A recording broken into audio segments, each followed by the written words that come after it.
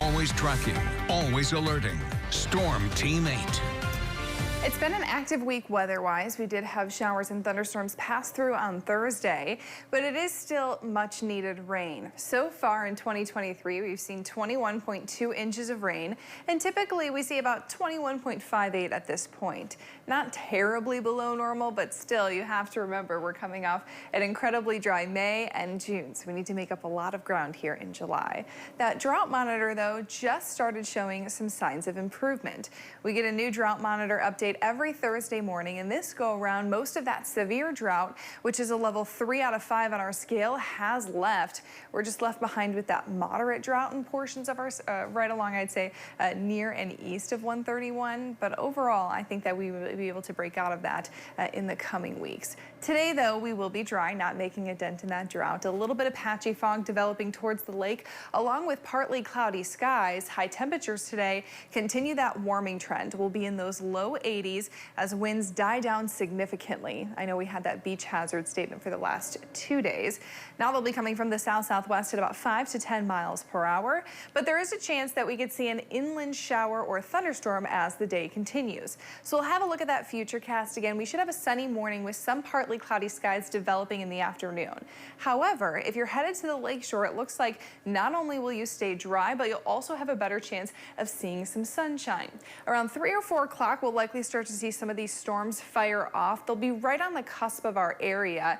No severe threat is in place, and then a few lingering showers overnight into Sunday morning. This go around may target the lakeshore a bit more. It's not going to be a washout by any means, and they'll pretty much be out of here by sunrise. We'll be left behind with some sunshine and then another chance for some scattered showers building into Sunday afternoon. Sunday is actually one of our best chances to see some showers this week, about a 40% chance, or about a 40% of the area, a good chance of seeing some of that rain. We'll dry out quickly, though, into Monday with a little bit of a chance of seeing some showers overnight Monday into Tuesday.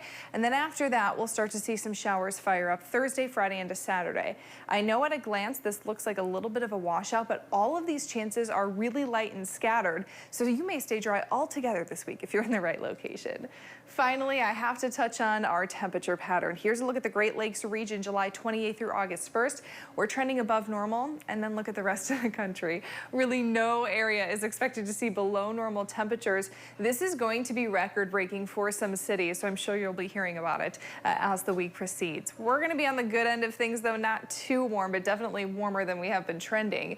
82 is your high today, as well as into Sunday. Again, keep an eye out really for those scattered showers both Saturday and Sunday. Into early next week, we'll see those chances for a little bit of showers Monday into Tuesday, and then the heat starts to ramp up drastically. We'll hold in those low 90s as we head towards the end of the week, and into the weekend I think we'll cool off ever so slightly. So yeah, we haven't had 90s in about a month, so that'll be a change of pace. I was going to say, I think you mentioned before, July is like usually the time that we see the 90s. Yeah. Is that right? Typically we see most of our 90s in July. Haven't really seen any so far, but I guess we'll round off the month that way. We couldn't escape them. Thanks, Sarah.